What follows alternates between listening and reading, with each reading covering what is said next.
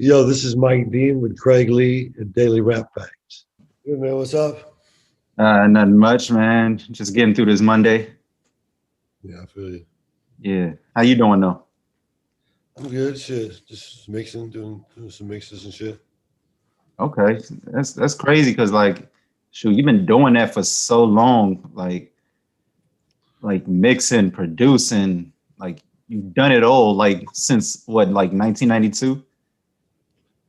Yeah, I mean, since before that, but '92 is when I really got successful at it. Okay. Um, well, how did you even get into producing in the first place?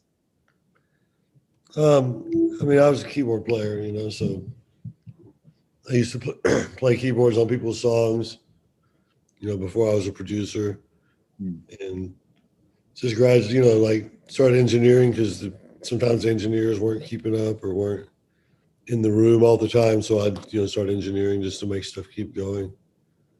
Then just gradually worked into being a producer. Okay. And would you say that was always like the path for you, like just being in music? Yeah, for sure. Yeah, Okay. at the holy path. What was that early influences? I know you're from Texas, correct? Yeah, What part of Texas? from outside of Houston. Outside of Houston? Yeah, I know Houston is so big, and like I know when I go to visit, I think like some cities that are like kind of inside of the city of Houston, like there's Mhm. like Katy, Texas, I Yeah, think most city. I want to say most cities specifically. yeah. Most cities, Cypress, A-Leaf. There's all kinds of different suburbs. Yeah. Yeah, And so growing up, what were like some early influences for you? like Parliament Funkadelic, like KC and the Sunshine Band, like just all kinds of different music, really. Like old rock, like Pink Floyd, like Black Sabbath, Oyster Cult. Hmm. Yeah, And I think like I can kind of hear that influence even in something as small as like you mixing the music. yeah, definitely. And I know you like your music ranges from like so many different genres. What was that moment of when you knew that rap was something that you were into? I mean, just because rap allows you to kind of break barriers for genres, you can mash different shit together, and it's just a really free art form to me. Okay. You know what I mean? And what was your first, I guess your first major placement? Major Ghetto Boys. Ghetto Boys. Maybe actually Bushwick Bill's first album was my first stuff I really worked on. Hmm. Okay. Would you say it was hard breaking into the industry at that time, like in the early 90s? Oh yeah, what it was way different than now. Now you can just go on Twitter, Instagram, and DM somebody, and possibly they'll answer you. Back then, you had to go to conventions and shit to meet people. To Hmm. make connections in the industry. Oh yeah, much different now. It's crazy now. A lot easier. Would you say like that transition now because I guess spanning over like your decades of work, um, how do you keep that fresh ear for what's going on now in music? Just basically watching social media. You know what I mean, and keeping an eye on what's going on in the world. Okay. And then shoot, like you just released like that body of work, the instrumentals, the 422. How did that come about? What inspired you to put that together? Um, it was I did my 420 album last year. Like started recording right when they started the safe at home lockdown in LA. Recorded like for 15 nights. I think I live streamed, on Instagram. I made the album from that. And this year I did the same thing about about a month ago, I decided I was going to make an NFT. I found an art partner, Shepherd Ferry. Then I started doing live streams on Twitch. So I streamed 11 times, and I think I took 3 of those nights and several sound checks and shit that I was doing for it. And that's what made my album this time. Wow. Yeah. And it's crazy because like you can pretty much get the album. I feel like it's different for you because you do it all. Like you do the mix, mastered, and produce the whole thing by yourself. Yeah. Hmm. Is there ever times that you work with I guess other let's say artists when it comes to mixing or mastering, or is that something that you like to leave for yourself? You mean on my own music? Yeah. Yeah. Yeah, I always mix my own. It's just almost mixed when I make it, you know what I mean? Yeah. Like it sounds like that when it's in Ableton being recorded. I have all the effects on. Like you see it in the live streams, you see it sounds almost just like the mix. Mhm. Except I just run it through my analog board to warm it up a little bit. And then like just making so much music. What does Mike Dean do outside of music? Like what are some hobbies? I know you into the weed, I know that for sure. Yeah. Not much right now, really. I mean, I like to hang out with my dog, my girlfriend, Louise Dunnigan. Um, lately, she's been making me go on hikes and shit, Oh you shit. know. Are you into it though? Yeah. Oh, yeah. Okay. Sure. It's nice, hiking here, hiking in Texas. It's all, lots of nice places in nature. Oh yeah. Man. All right, let's get back to the music though. I know that yeah, you probably can't disclose for so much, but I know like you and Travis, y'all have a history of course, making music together. Are you working on anything with this Utopia album? Can't really talk about that yet. Oh, okay, all right, Yeah, that's it's understandable. top secret shit. Okay, Yeah, um, yeah. But keep it moving, with him, oh yeah. of course. Hmm. And do you have like a like if somebody was to ask you like your top five songs that you've been a part of, not just like produced, because I know you composed as well. Do you have like a top five list? Man, thing. Let's say it's Smile, Mary Jane by Scarface. I was Oh, hoping that would be number one. I Hate You, Bitch. Zero. I mean, R.I.P. Screw Travis. Maybe,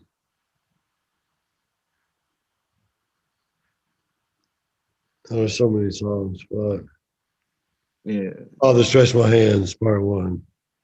part one. Yeah, that song, Those are in beautiful. no particular order. This is my top Man, five. I don't know. That smile might be your favorite. Might be your favorite. That's a good one. Yeah, that one is too classic. Yeah. Man. So what has the quarantine affected any of your, I guess, like productivity at all? No, I mean, we still have people, I still have people come to the studio through the whole thing. Just a lot of COVID testing, in the back patio, Mm, you know. okay, Yeah. We kept shit moving though. okay. You know. And what are some studio essentials for you? Like what do you have to have like specific things in the studio in order for you to create? I mean, my Tanaway speakers, um, a new essential, the Yamaha CS80 I recently got. Okay. Sorry. You have any pets? Yeah, Mibu, yeah, he's just walked in. Yeah. Oh, okay. Yeah, that's what that noise was. Mibu. Come here. And I do have a question. You growing up in Houston, what does the city of Houston mean to you? Like, I know that's a hard question to wrap into a sentence, but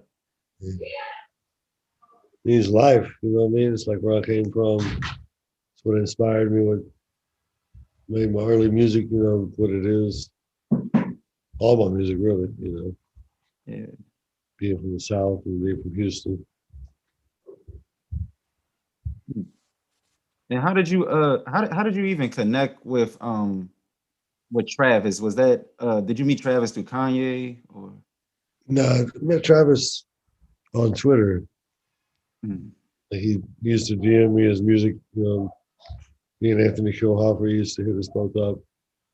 You know, Anthony was like, man, it's getting better and better. I started checking the stuff out more. Like that. That's how we met. and this was like early days, like this might have even been before what was his first tape? I can't remember the first tape. Hmm, damn. Alfaro, Yeah, it was before that. yeah. Wow. Hmm. And were there times, like, to be honest, were you ignoring him at all? No, I always checked out what he was doing, you know. Hmm. Might not respond all the time, but I was always checking it out, you know. Oh yeah. Hmm. And so now that you're seasoned in this, so like what is the goal now as far as like your ascension in music? Goal right now, I think, is to become more of an artist, you know, with all my, you know, the 422 type music, you know, film scoring, shit like that. You think you'll can you rap at all? You Be cool, get some Mike Dean bars on one of your tracks. know, yeah, I'm chilling with that. Any singing? No singing at all? I do the vocoder shit, Mm. you know, the talk box, the vocoder. I'll leave it at that, you know. Yeah. It's a lot of that on the album, you know. Yeah, it is. And for these albums, do you think it would you would ever, I guess, put together like a body of work? Let's say you do another psychedelic album, and I guess I'm gonna say rap wise because it's Daily Rap Facts. You might have like Chief Keef on one track, and then another one you put Kanye on it, like an album like that where you actually like you know promote it more. I'm gonna do an album like that. Mm, Maybe 420 next year, maybe before, but definitely by then. okay, Yeah, yeah, that'd be dope, like yeah. super dope. It'd be more of a normal, you know, not so experimental, you Yeah. know, just more songs. And with a lot of your music, would you say that like when you did Scarface's Smile, was it like did you know that was gonna be like one of those ones? I did when I finished what we did on it. You know, me and Tone Capone produced that. Mm, okay. And I had what was one of the first rap CDs you ever purchased? a rap tape. It was um, Easy Does It. Mm, First, you know what it's called? The first album? Yeah. yeah, yeah. Hmm. Were you big on NWA? Yeah, they were dope. Yeah. Hmm. And you produced on Call of Duty, I think Modern Warfare that you did production on the soundtrack? Yeah. Yeah. Yeah. How did that even? Worked with Sarah Shackner, mutual friend of ours from Moog, you know, from Moog Keyboards hooked us up. And I ended up doing like 6 tracks. I think 4 tracks came out that we worked on. Oh wow. She's on track 3 on my album. Yeah. Yeah. Hmm. And were there some tracks on there that didn't even make it? Yeah. some of them are for like hidden levels and shit. I'm not sure if they're in the game or not. You know? Yeah, a little bit. Yeah. Okay. Yeah. Cool. All right. What's so? Dang, I know you're probably working on like a lot of stuff that it might be top secret, it might not. Is there anything that you're working on that you can say that you're working on that's coming out soon? Not much right now. Everything's kind of top secret. Working Okay. on Todd Tolliver song that's coming out next week though. Oh, okay. Is it like next Friday? I'm not sure. Okay. I just know they got to get it turned in. You know. Yeah. Yeah. Do you work on your own deadline or like do you feel any pressure when you're like making the music for other artists? No, I mean, if there's a deadline, of course we got to make the deadline, which is I always do. It's Okay. I work pretty quick. You know. Okay. It's just getting to the work. You know. Yeah. And just working in the industry for all these years, how do you feel about the industry? Is it something that like do you stay to yourself? Do you consider a lot of the people in the industry your friends? Yeah, most of my friends are in the industry. You Hmm. know. I mean, yeah, that's about it, really. Okay. Hmm. And did you? I know you played the piano, but when did you? How did you even pick up the piano to begin with? Um, Piano lessons. I mean, my brother and sister both played piano, so I always wanted to play piano when I was little, and I had the same piano teacher they had.